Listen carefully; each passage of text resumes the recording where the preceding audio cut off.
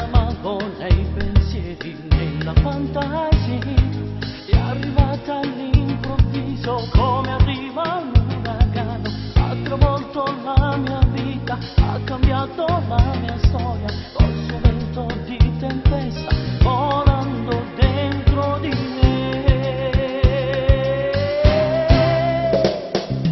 Lei mi piace da morire.